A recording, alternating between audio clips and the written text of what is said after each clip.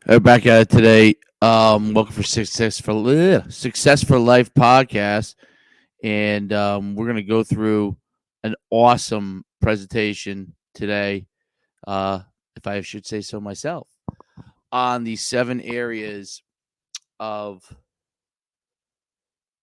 improving your QB's on the field performance. I'm just checking one thing here. There we go. Not sure I like the background on this, and see if we can do something like. All right, so we're going to talk about the 7 areas to help your QBs on the field performance. Welcome again to Successful Life Podcast.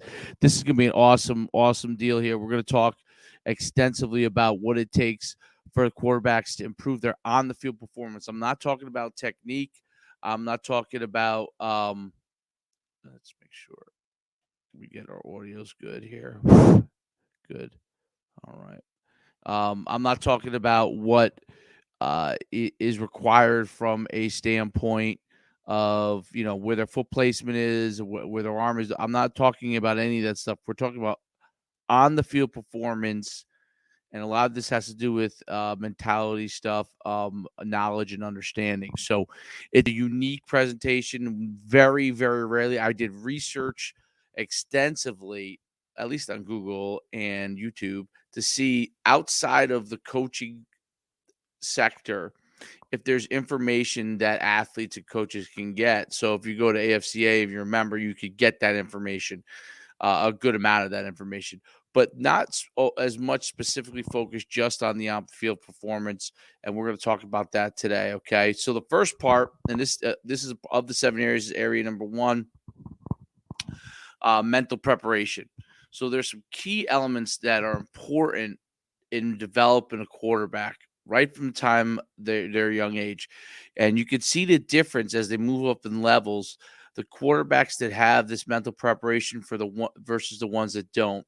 There's a certain amount of athleticism that you can get away with for a long time as a quarterback, but as you move up the ladder to higher and higher levels, the mental preparation is a key component of being able to be successful here. So, working on your confidence. So, when we talk about working on your confidence, building up the ability to believe in yourself and what you're doing and your ability to perform, those are key elements to it. And you have to be able to have that belief in yourself. Okay. And it's not a cockiness, it is a belief, an internal belief that you can get the job done. Some guys are external with it, but it has to be a true belief. It can't be a cover for something. It has to be a confidence that you're going to have the opportunity, that you're going to be able to get things done. Okay. It's an important element. Number one element of successful quarterbacks is their true confidence. Leadership skills. So there's a lot of tools that you can get between books and workshops that you can develop the leadership skills of your quarterback, how to interact with each other, how they take command, uh, exerting confidence among their teammates. Intelligence.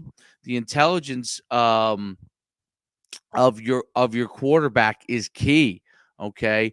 Now, at the high school level, if he has leadership skills in some of these other areas, and if you have some of these other intangibles, you can get away with not being quite as smart, but smart. Like again, as you move up, intelligence is a key element. So being a good student is an important part of being a quarterback. Being a student of the game is an important part of being a quarterback. Those things you learn within books really help your analytical skills, those analytical skills that you need as a quarterback. Relationship with teammates. So, how they interact with their teammates. What is their relationship on and off the field with them? Do they garner respect? Okay, in teaching them how to garner respect of your teammates. Are they someone that someone trusts to be with them and lead them? Okay. And I'll answer a question. I have a question on here too. Handling adversity. Okay.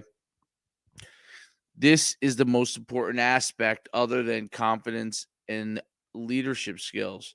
The ability to handle adversity, the ability to overcome problems that you may have, injuries, problems at home, problems where teammates may have issues, injuries of teammates, things don't go your way in a game. Handling adversity, keeping others calm, and you being able to be focused, fired up, and ready to go and lead at the same time. That is a key element. So that's the first part of the 7 areas is mental preparation. Got a question here from James Tim. From your experience, what are some of the biggest strengths and weaknesses you see in this newest generation of quarterbacks? That's a great question. I think a lot of it has to do with so weaknesses. I think there's a lack of mental preparation. The areas that I talk about here, I think there is a lack of that. I think the biggest strengths is that definitely improved athleticism, definitely learning on developing their confidence, leadership skills, and intelligence at an earlier age because there are more programs available for them. But I don't think they're as good in their overall mental preparation and handling adversity. So those are some differences, I think, in this generation that really have to continue to be worked on. Thanks for the question, James. Involving in-game plan and scouting. Okay, so this is a really, really key component. Planning and scouting for game week. And then, you could even have it from a preseason standpoint. This is the second area. Opponent scouting is number 1. So understanding how they're going to attack you. And I'll talk a little bit more on that in one of the other areas, but how they're going to attack you, how they're going to defend you, how they're going to cover you. Self-scouting has to do with what you did well. Now, this is an area where technique may become involved, and the scouting area of yourself and what your own strengths and weaknesses are each week and what you did well and what you didn't do well. Did you recognize certain coverages? Did you do this or that? No. Okay. So that's important to make sure that you are doing those areas well at all times. Okay. Game week practice planning. So having a schedule for your game week, obviously practice schedule you have, knowing what period you're going to be able to work on your own improvement, what the game week schedule is going to look like, knowing that up front so you could prepare as a quarterback for what you have to improve on, including the areas that you're going to be working on and how you're going to attack the other team. So how are you going to attack the other team? What are their strengths and weaknesses? How are they going to attack you so you can begin to plan that, and now in your practices become more effective. All right, I call it number 3, the 3 areas. The 3 areas, front recognition, and this is really has to do with actual on the field, what's going on there. Front recognition, coverage recognition, blitz recognition. Those 3 components for a quarterback are key. What is the front they're going to play you in on different sets that you run and different plays that you run? If you're in one back, are they going to have a 6 box? Are they going to have a 5 box? Are they going to have a 7 box? What front are they giving you? Okay. Do they use 4 down linemen? Do they use 3 down linemen? Okay. Those are key components for the quarterback to be able to understand. This is what you must know in practice week leading up, and this is part of the scouting. Coverage recognition, okay? In rundowns, what do they play you in? In passing downs, what do they play you in? In different sets, what do they play you in? In 3-by-1, how do they play you? In 2-by-2, how do they play you? Okay, when you're in 5 wide, how do they play you? If you're in 2 back, what coverage are they in? You need to know the base coverages. That's going to allow you to attack them properly. Blitz recognition. Blitz recognition is very hard for a quarterback. And a lot of at the high school level, the pro level, and the college level, because defenses disguise different coverages well and then cover them up with different types of blitzes. And if you don't understand what these things mean, like, for example, if a strong safety is rolled down in a box over a linebacker, you could bet your bottom dollar that he's going to cover and the other guy's going to go. So there are things that you got to start to learn. But blitz recognition, signs that the team might be blitzing, Obviously, when you get to the pro level, guys do a ton of fake blitzing. College level, same thing. But you want to be able to know where the blitzes are coming from. There are 2 or 3 main blitzes that they use, and who is the best blitzers that they have, because that's a key component for you. The feedback loop. This is number 4. The feedback loop is a key element in order to improve as a quarterback on the field. You got to have great communication. You've got to have a great communication throughout the game week. You've got to be able to understand that feedback loop. But this is continuous. And what I mean by game week is each practice, each rep, each film, each rep. Okay. So when you're looking at film, each rep, make sure you understand what's going on, know the communication, be able to communicate that. On the field, same thing. Game week, this has to go on throughout the week. In practices, getting that feedback after each play from the coach. Okay. You stepped the right way. Good. You recognized the coverage. Oh, great. You picked up where they're blitzing from. Those are important things that have to be done in practice every single rep. You've got to be, as a quarterback, coached on every single repetition. In game, okay, you may not get coached in every single play, okay, unless there's an error or something made.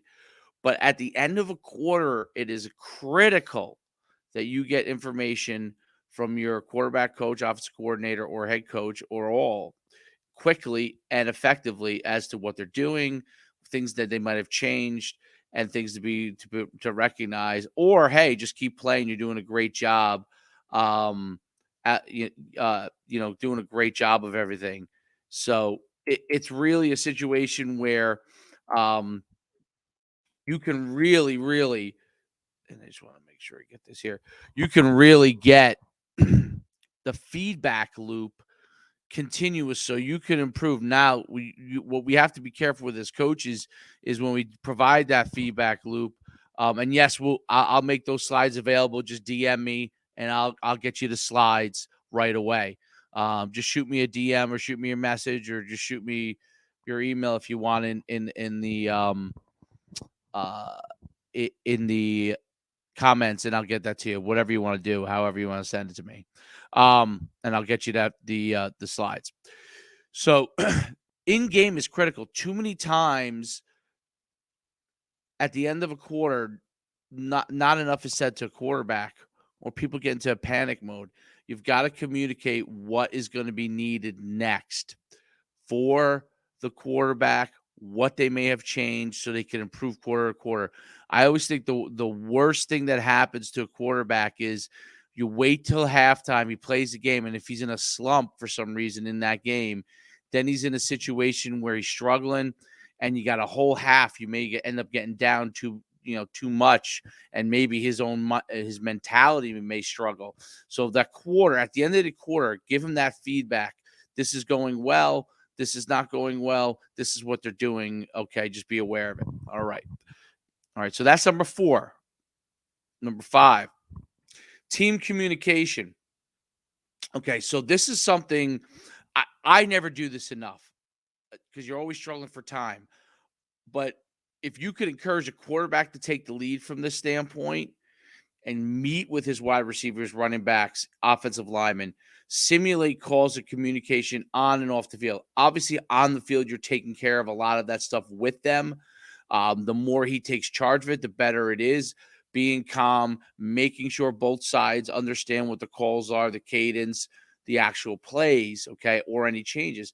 But off the field in the classroom, and one of the things that I think you could do is situate them exactly how they'd be lined up in a classroom. Wide receivers on the far end, slot, running back, backfield. And if you do with those guys first, the skill guys, then you do it with the linemen. Okay.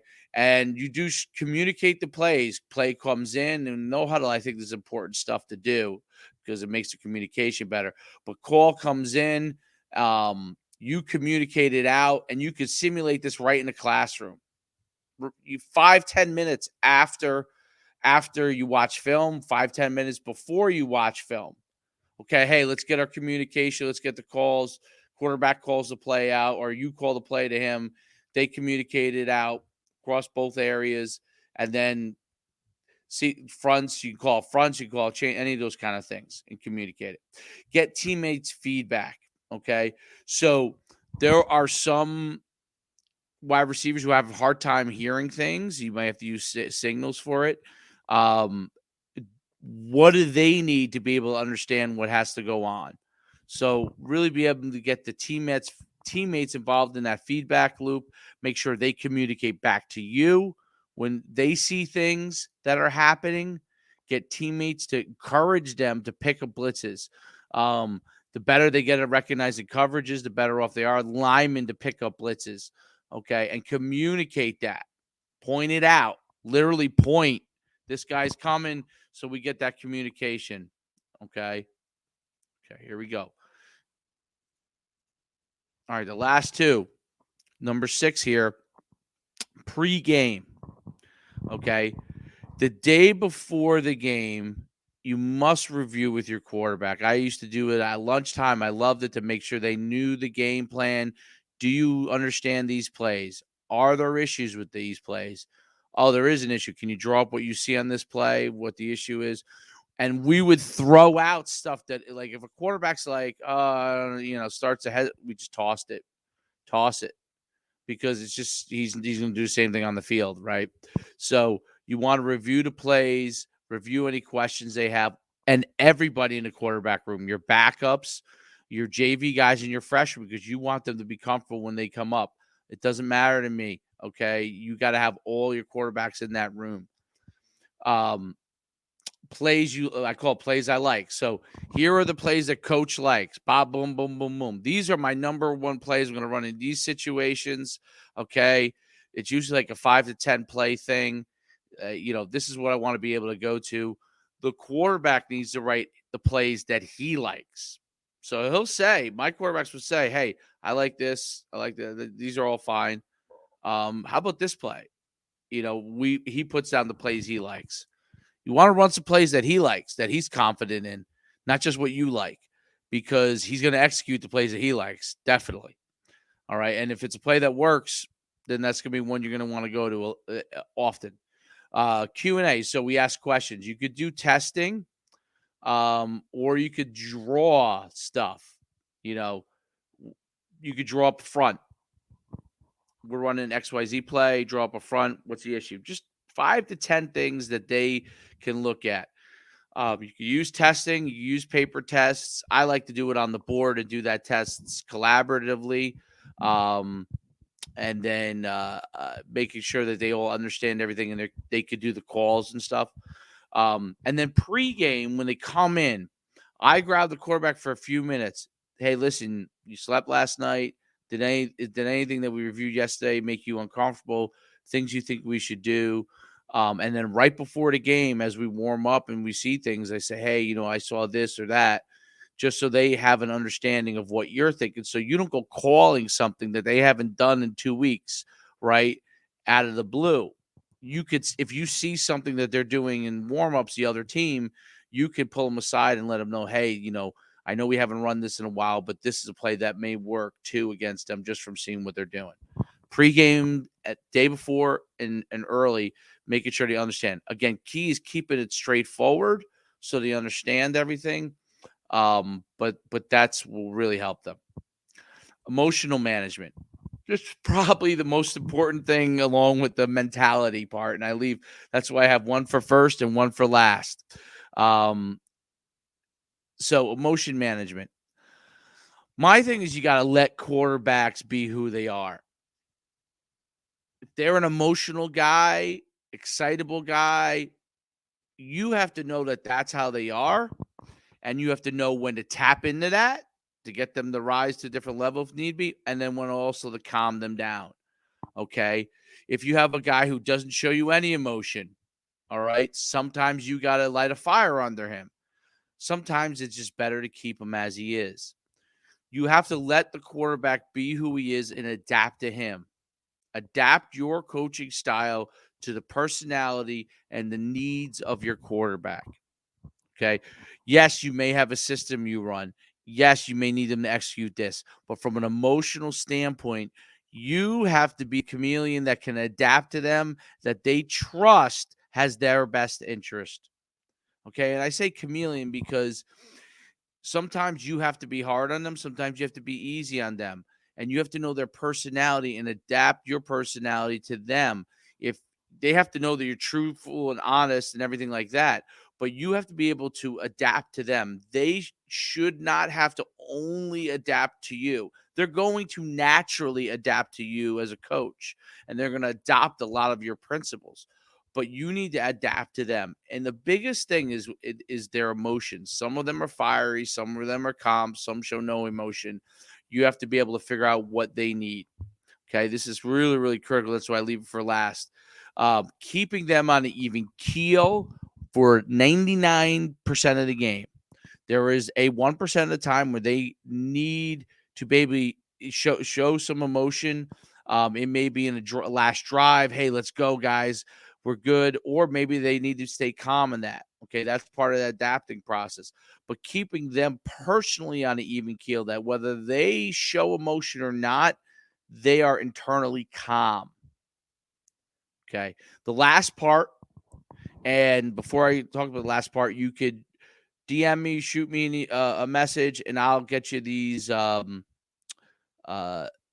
presentation. Okay, it's in a PDF format.